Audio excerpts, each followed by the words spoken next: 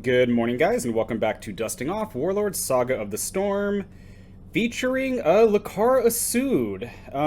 Finally another elf. We haven't done one of those in a while. Um, I didn't really play a whole lot of Lekar Osud when he first got printed. He came out fairly early in Campaign Edition. One of the reasons why I did not do well with this guy, I played him only a couple times back then. I mentioned this, I believe, several times in previous videos. Um, at the time this guy was printed, a lot of people were playing Infinity's End, and Lekar Osud probably more than any other warlord in the game does not like Infinity's End at all. All you need is one copy, and it will kill him. So because he's only got 2 hit points. But kind of later on, he got some new toys that came out that I think work really well with him. Some really odd synergies for things that I didn't really see back then. I haven't really ever seen anybody play a deck like this. And they can't now. We'll get into that. But this deck is no longer Ancients legal. But I still play it in our play group because nothing. You're gonna see. There's nothing about this that's broken. Nothing about this that's egregious. Okay, so Lekar Osud is a 5th level evil elf. He's a wizard. He's a summoner. He has Scribe +5. Stats are kind of meh, especially his hit points. 2 hit points. That freaking sucks. And I've raged about this before. For some reason, summoners having the 3rd hit point was just some kind of taboo with Alderac. I don't know why they thought this. Whatever, it's fine. So he has +9 skill, 13 armor class, +8 attack. He has Scribe +5, and he has this trait. All of your action cards are considered spells. I'm not really doing anything with this, but you can do stuff with that. I believe it was either the last episode or the one before that. Josh King was talking about using Infinity's End and Ring of Blasting to kill things. I think the closest I've done to that is I didn't use Infinity's End. I want to say I was using Final Blessing, and that was kind of interesting. Actually, although... whatever. But we're not going to do that. He has this other ability. Order, reveal a card from your hand. Perform a Scribe check, DC 20. If successful, attach the card to Osud face down. You may play that card. You may play the card anytime as if from your hand. If unsuccessful, discard it. So he can scribe spells normally, but he can also take any card in your hand and just kind of store it on him. And it doesn't have to be spells when you do that. It can be anything. It can be character. It can be an item.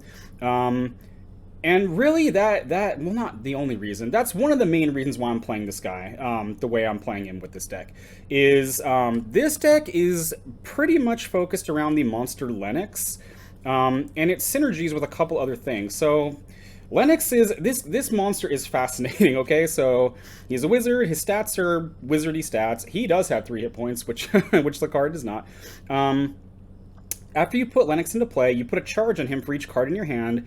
You may not play cards from your hand until end of turn. So once you drop this guy, there's no more, you can't play anything from your hand after that. So his spend order is perform a +7 range strike for each charge on Lennox. So there's a very interesting balance that this guy has. One, the more charges, the more shots you get, but if you play this guy and say this is the first thing you do is you drop a Lennox as your first action, that's 4 cards in your hand that are just sitting there. Now, with Osud, you can scribe those cards onto him using his ability, and they're still dead, but they're not...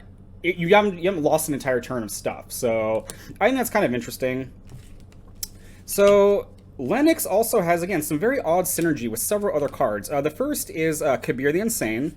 Kabir has 5 charges. You can remove a charge to shoot, and once per turn, the card has been errated. Once per turn, you can move a charge from him onto another card in this rank.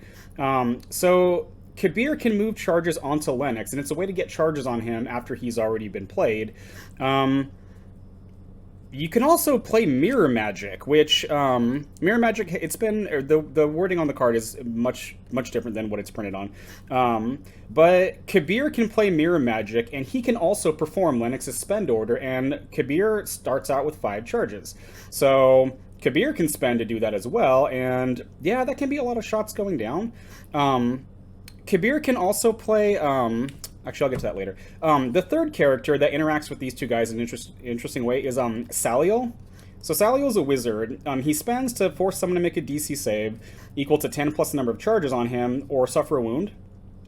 And he has this react that after he kills somebody, you put a number of charges on him equal to the victim's level. So there's a lot going on with this. One, this can get charges based on his react, but Lennox can play mirror magic using the react part of it to gain a number of charges equal to the level of a character he's killed to put even more charges on it. It's just very strange how all these things kind of just interact with each other, and it's kind of janky, but it's a very fun deck. Saliel himself, all three of these characters are wizards, obviously, but Saliel, if he happens to get a large number of charges on him, say he kills, I don't know, a level 3 and a level 2, that's 5 charges, he can play Mirror Magic to use Lennox's ability to shoot. And so it's just, these cards just synergize really, really well, in my opinion. Again, is it amazing? No, not really. Now, you can't play Mirror Magic in Ancients anymore. It got removed from the format, I want to say a couple years ago. But again, no one's afraid of this. This is not breaking anything. So the point of the deck is to try to get some combination of those guys online, and Lekar having his ability to hold cards, it can make up for the fact that Lennox denies you a whole bunch of options for that turn. But Lekar is also a summoner, which is important for getting some of these cards. As far as starters go, we're going to start 3 copies of Bone Golem, and 2 copies of Skyrick. Now, I believe I mentioned this in my Elf faction review as being, I think I did not like this start at all until 4th edition happened, and there weren't too many options in 4th edition. Elves are really fragile, and this is one of the tankier starts you can get with them. There are some other things you can play that are actually more durable than this. I just like this. It combines, Bone Golems they're fairly offensive. They got +2 attack, which is nice. The Skyricks can spend to negate wounds on them, and once the Skyricks dies, you can grab the Bone Golem again. So fairly durable for a start. Not the only start you can do, but that's what I'm running for right now. We've got a copy of Archer Tower because what's better than a bunch of +7s? A bunch of +13s. So only one of those because you can only play one. A copy of Tauren and 2 copies of Gallows Fiend. Now, Gallows Fiend is a monster that can spend to ready a spend or stun adjacent character at level 4 or less, which all of those characters I talked about earlier, mostly the Lennox, but everything, you can ready it with the Gallows Fiend, so that's just more shooting you can do. As far as some card draw, we've got 3 copies of Hasimel and 3 copies of Dedalia. Again, Dedalia is not legal in Ancients anymore. I almost think that I don't think she should have been removed from the format. I think she should have been, like loyal, I guess, from L5R, like only elves can do, or make her ability to react so you're not, she's not just being thrown in every deck, but whatever. That's just to try to help get the combo pieces in play. We also have to help get the combo pieces in play. Since Lekar is a summoner, we've got 3 copies of I Call Forth Valor and 3 copies of Curse of Broken Spire. Both of these are basically just in here to get those characters. You can play Rise and Obey, which is a guaranteed way of getting it. You can do that instead of the Curse of Broken Spire. I Call for Valor looks at 15 cards. That's a lot of cards. And if you don't find a Lennox there, just give up and just rage quit the game. It's fine.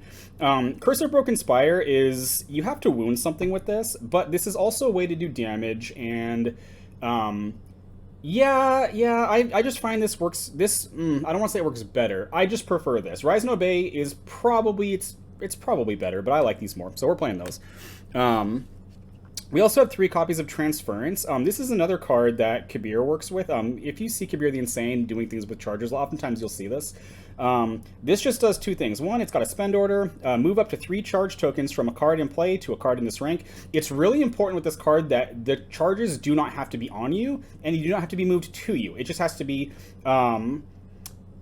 a card in play, which means you can get other people's charge tokens if they're playing the ranger, the ranger with his dragon, and you steal those charges as your first action. That's a sad time right there.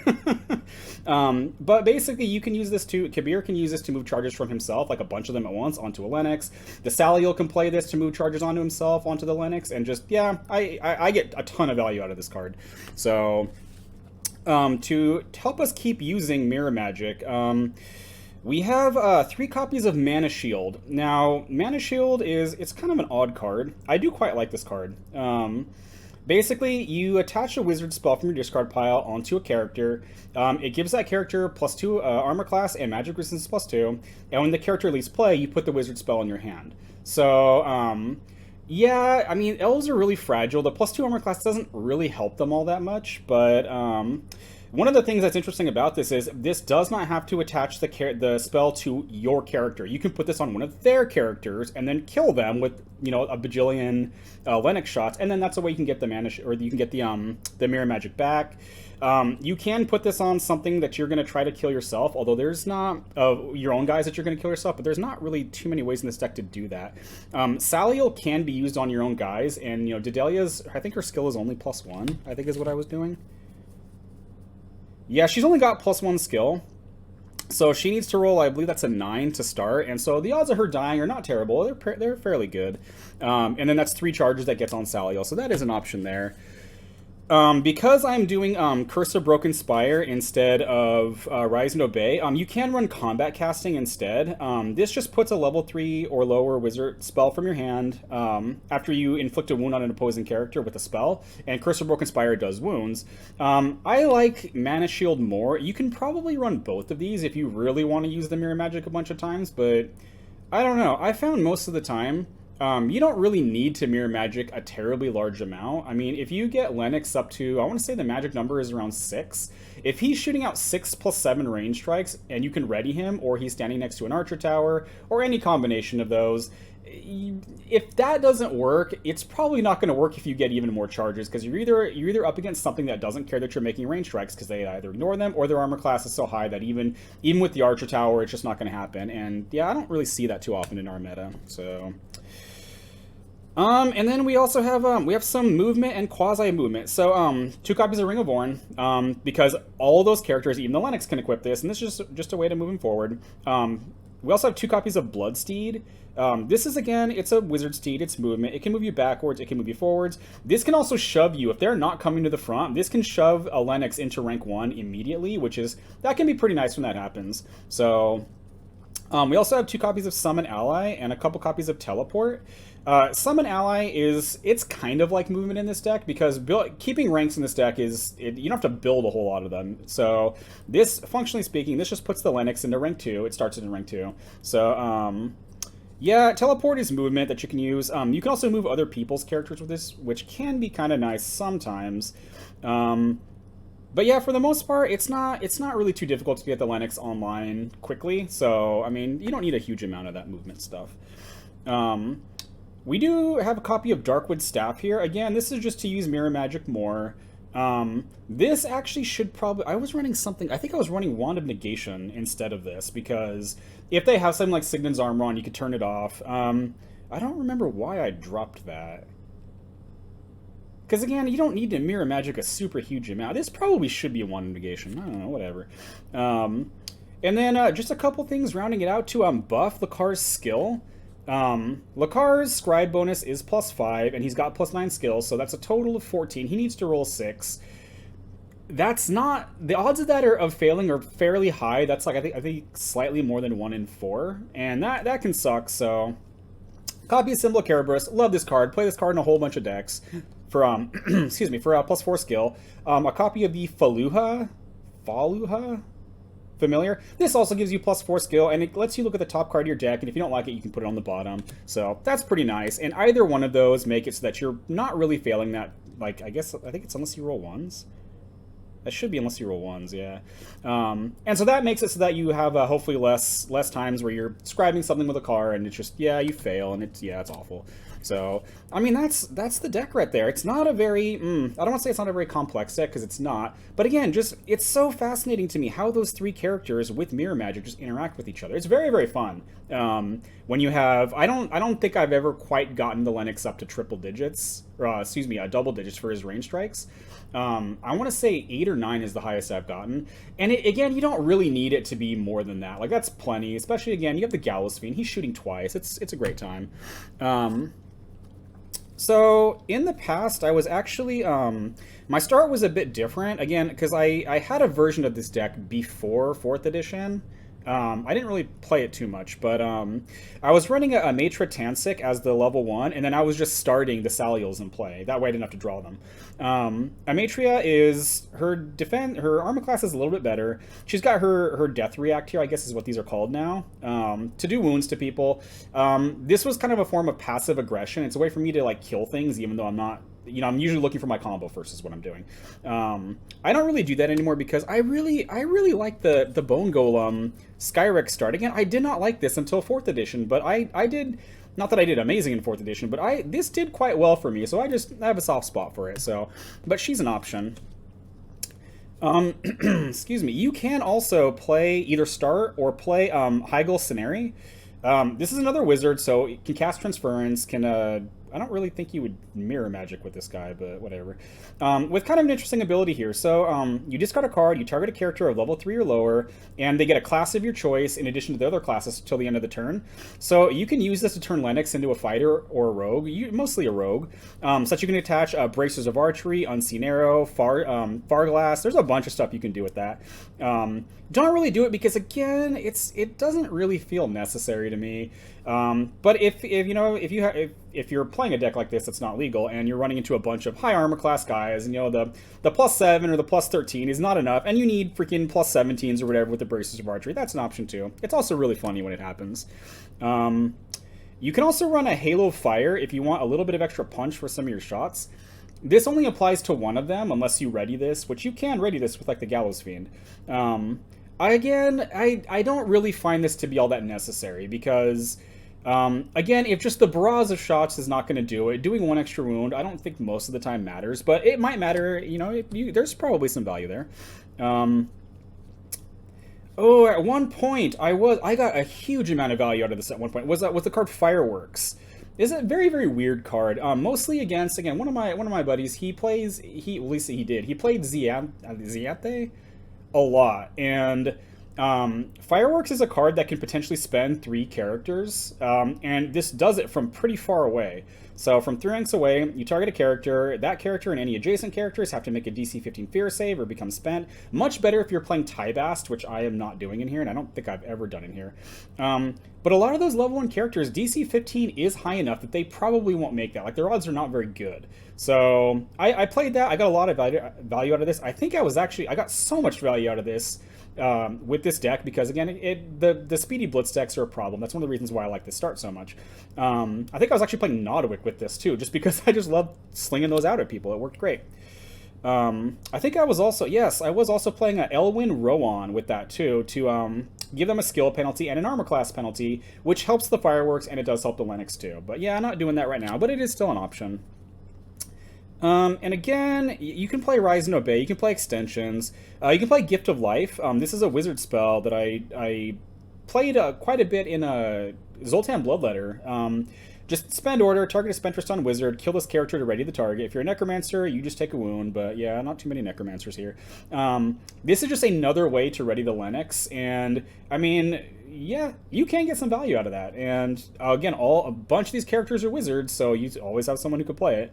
And then the other one too, I think for a while, I was running Living History instead of the Faluga Familiar, and I think I was running 3 of these because this is a thing that, one, it buffs your skill, which is good for Lekar. I guess it's good for the Lennox too if someone's throwing like spell DC saves at him and his skill's not great. This doesn't really help him succeed on that too terribly much. But what it does do is this does help shore your ranks up because you can unequip this and throw it forward to fix your ranks for you. And again, with how this deck is, it's elves, it's kind of fragile, and buying a little bit of extra time. I have had games with this where literally it comes down to, did I win initiative? Because if I win initiative, my Lennox is ready to go. He's got, 5 charges on him, and he's going to wipe out a whole bunch of things. But they win initiative, and they swing with something, or they do something that breaks my ranks, and then the Archer Tower has to fall forward, and my range strike sucks. That's awful when that happens, so you can do that.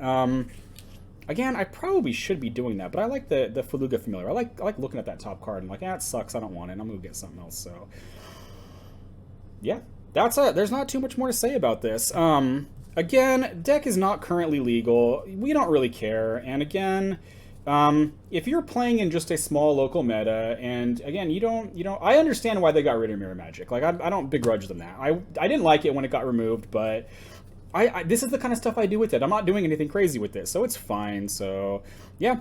Feel free to do that in your local meta. If you have just a small play group, you either, want to see something come back because you have jank like this and you just don't want it to go away, or again, something that is legal but you don't like. Just talk to the people you play with. Be like, do you guys like this card being in the format? And if they say no, just don't do it. Just don't do it. It's fine. So enough ranting. Thanks for checking this out. God bless you, and I'll catch you in the next video.